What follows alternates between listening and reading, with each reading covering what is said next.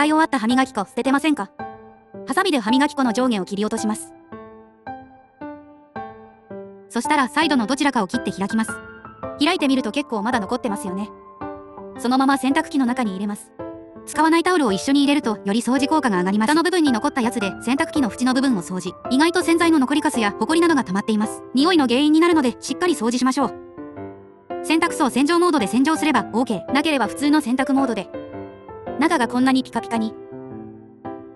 縁の部分も洗剤の残りカスがきれいに取れてる。歯磨き粉なので香りも爽やか。少し残ったので洗面所の水垢も掃除しました。